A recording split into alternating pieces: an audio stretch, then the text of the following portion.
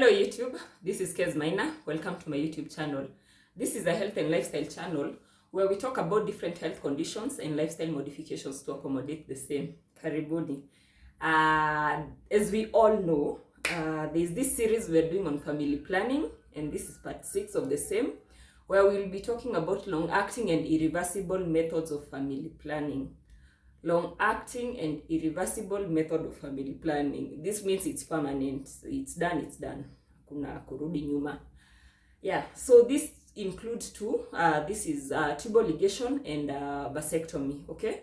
And I'll start by defining what tubal ligation is. And this is cutting and tying of the two fallopian tubes, making sure that the ovum doesn't access the uterus to go and get fertilized. Let me familiarize. Hey, mimi ni Mkikuyu by the way, mtanisamehea. Wacha niwajulishe kidogo kuhusu anatomy ya the female body. There is the ovaries huku kando, and then there is the fallopian tube hapa katikati, and then there is the uterus. So if a fallopian tube yenye inakatwa na kutaiwa is the connection between the ovary and the uterus. So the ovary produces the ovum, which is the feminine niai, it's the egg, the ovum. It's produced at the ovary, and it is carried by the fallopian tube sasa to the uterus, where it meets ama where karibia ndio inakuja inapatana, ama sperm itakuwa imeipata halfway on the fallopian tube. So if this is cut, there is not that connection, there is not that communication between the ovary and the uterus, meaning the ovum will not reach the fallopian tube kukuja kwa uterus to get fertilized. Therefore, it will prevent fertilization. We are together up to that point. Yeah, I've defined and I've talked about how it works in the same breath. I hope that is okay with everyone. Of course, it should be okay. Yeah. So, and this is a procedure that is done in a hospital setting. It is not of course it is not done elsewhere. I don't think it's done elsewhere. It's done in a hospital setting, okay? And then we talk about vasectomy. Vasectomy sasa, it is cutting and tying as well of the vas deferens. Vas deferens, okay, muniambia hapo chini kwa comment section kama inafaa kusema vas deferens ama vas difference. Vas difference. Wacha niseme vas difference. But you can correct me, I'm not very sure. Vas difference is the tube again that connects anatomy the male body. Sperm is produced by the testes ama testicles, and this vas difference tube is the one that carries these sperms and joins the seminal vesicle, which is now the one that comes carrying the semen, ama the semen ama seminal fluid, and takes the two now to, and they connect zinafika kwa ejaculatory duct, where they connect to the urethra. The urethra now is where you ejaculate from. The urethra is the same place you pee from, the same place you urinate from, is the same place you ejaculate from. So once the sperm is produced at the testes, inaingia kwa vas deferens, inaenda inapatana na seminal vesicle where inachanganya na semen and then zinabebwa zinaenda to the urethra. Now the urethra inasaidia kutoa. So when it's cut, when this vas deferens is cut it means definitely imezuia hizi sperms kukuja kupatana na the seminal fluid ama the semen, wacha niite semen, inaizuia kupatana nayo. That means that when you're ejaculating, you'll be ejaculating semen that doesn't have sperm. We are together? Pamoja. So I've talked about what it is and how it works in the same breath again, which I think was easier. And also this is something that is done in a hospital setting. Definitely. I don't know if there is anywhere this can be done, but it's done in a hospital setting, okay? And so remember that. Now, having said that, I want to mention that even for people who have had a vasectomy done, they will still ejaculate. The only difference is that they will ejaculate semen that is free from sperm, semen that doesn't have sperm, but bado wana ejaculate, sperm ndio haitakuwa. So their semen will not be able to fertilize any woman's ovum. So yeah, this is for the males now. And once we're done with talking about how the two work, we'll go to the advantages. And advantage number one is that they are very effective. Now these ones nimezi wake up pamoja because advantages and disadvantages are both similar. And the first advantage is that they are both effective. There is less than 1% failure rate for both of them, so highly effective, yes. Another advantage is that it is easy to use. Once you've had the cutting and tying done, that is it. You do not have to remember each time you're having sex, oh, I need to get a condom. Ama ile ya kumeza pills, tunasema unaeka alarm unameza, ama every 3 months kwenda kudungwa. No, this one, once it's done, it's done. Another advantage it has is that it doesn't have any side effects. It's just the cutting, and it doesn't disrupt your life in any way. Your life keeps going. Okay, those are the 3 advantages we have. And then we go into the disadvantages. And disadvantage number 1 is the fact that it is irreversible. This means that you cannot just wake up one day and decide to change your mind, because, well, even if you change your mind, you will not be helped, unfortunately. Number 2 disadvantage, my favorite, is that it doesn't protect you from both HIV/AIDS and STIs. So this means if you're having sexual intercourse with someone who is not your regular partner, you will need to protect yourself. Number 3, protection tulisema ni condom. Number 3 disadvantage is that, now this is for the vasectomy only, it is not usually immediately effective. So you have to use a backup method for the first few, until it is confirmed that the semen, seminal field, that the semen doesn't contain sperm anymore. Until then, you'll need to use a backup method of family planning. All right, those are the 3 disadvantages. And yeah, we are done. And before I go off, I'll talk about caution. Caution ni moja tu. If you have not decided, if you do not have kids, if you're still young, you do not have any children, this is not the best for you. As much as you may be thinking right now, I don't want kids, but you don't know what the future holds for you. So use an alternative, unless you're 100% and more sure that you do not want kids at all ever in your life.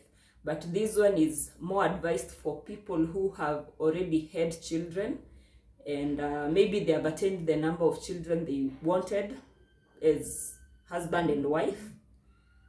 Yes, so hiyo tu, just kaa ukijua hivyo. If you use this, umefunga kabisa, hakuna, there's no coming back from it. So choose it wisely before you decide. I'd rather maybe you can do an IUD, because it's also long acting, before you've decided completely that you do not want to have kids. Now you can go and cut and tie, because tukisha ingia hakuna kurudi nyuma.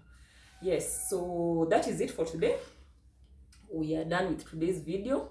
I will see you next time as we talk about natural methods of family planning. Ama niongee kuzihusu leo. I might as well just talk about them, because it's just natural means that there is no hormonal aspect, there is no devices used. Ni kujipanga tu mwenyewe. Actually, let me just talk about them. So, natural methods, like I've said, ni kujipanga mwenyewe, and this include coitus interruption ama withdrawal method. And then there is tracking of the cycle. This is for the woman. Withdrawal is for the man. Tracking of the cycle is for the woman. And then there is lactational amenorrhea. Lactational amenorrhea means once you've given birth, you are pregnant, you've given birth, the first few months, you have a window, you have an infertility window that allows you to have sex and not get pregnant. But this is not for everyone. So again, you could go out there and get pregnant. Okay, these are natural, so kuna vile tu, so ni hizo tatu tu. Let me just define them a little bit. Coitus interruption ama withdrawal is an art. Let me just call it an art. Is learning how to withdraw when you're having intercourse, of course. Learning how to hold back ama kujitoa just before you ejaculate. It's a bit of a skill, so I think it will require you to maybe practice ama sijui ujiaminie. Sijui. So that is what coitus interruption is, ama withdrawal method. It is commonly known as withdrawal method. Number 2, we talked about cycle tracking. This is for best used by people who have regular cycles. If your cycle is irregular, tafadhali, keep away from this one. It will mess you up. You're able to monitor your cervical mucus. You're able to monitor your ovulation, your siku zako. You're able to know when you're safe and when you're not safe. Commonly known as safe days. Hiyo ni kutrack your cycle, your menstrual and ovulation cycle. This is something that can be used, but it's only advised to be used by people with a regular cycle. If yours is irregular, please itakumes. Yeah. The third one is what I've talked about, lactational amenorrhea, which is after you've given birth, taking advantage of that window, that infertility window that allows you to, that causes you, unapatanga haupati period at that point, and definitely you're not ovulating because of hormonal changes and stuff. You can take advantage of that window, okay? Yeah, so yeah, that is what they are generally. And next is the disadvantages, and not disadvantages, let me talk about the advantages, as much as there are not many. Number 1 advantage is that they are non-hormonal and they do not have any side effect. And actually that is the only advantage they have.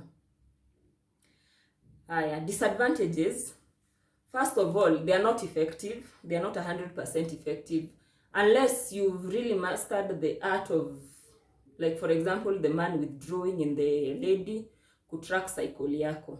Second disadvantage is the fact that it can't be used by all women. If you have an irregular cycle, hakuna kuende. Do not risk this one, unless you are just, unajua unaweza kuwa uko moto baridi hapo unasema kakiingia ni sawa, pia kasipoingia ni sawa. You know, but if you're very sure you do not want to get pregnant, stop trying to track your cycle. If your cycle is irregular, you're going to mess up. Third disadvantage is, well, of course, it doesn't protect you from sexually transmitted infections. It doesn't protect you from HIV/AIDS. Yeah, those are the 3 disadvantages we have. And yeah, so for these ones, caution, you may need to use a backup method of family planning, like maybe the condom, barrier methods maybe, just in case you may withdraw later, I don't know. But those are things you need to know, okay? Yeah, so I think we are done. Sasa siongezi kitu ingine kwa sasa. We are done today. And yeah, actually I had said this is part 6 of 8, but now this is part 6 of 7, because the final one, sasa I'll be demonstrating and showing you all these things and how they work and stuff. But we've finished talking now about the methods. Hiyo ingine sasa, hizo zingine zitakuwa, maybe I'll answer I'll answer your questions. So please, in the comment section, ask your questions, any questions. Hata kama unataka kuniuliza natumia family planning gani, uliza nitakujibu. Yeah, your comments will be appreciated. Please comment down below if this has been helpful. There's some people I know imewachokesha. There's a lady who told me that, na wewe umeongelelea family planning sana. And I told her it's not something I could just talk about in one sitting.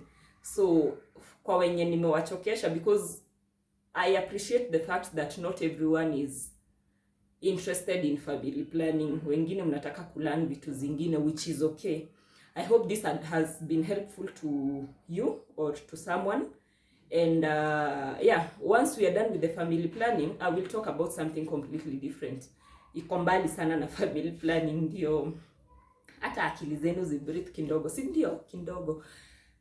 Ni kama nimeongea sana. Zibreathe kidogo. So anyway, we are done at that. Thank you so much for watching. Remember to subscribe, share this video to whoever you think it may be helpful to. Yeah, thank you for the support. I love you guys. I will see you next time. Cheers.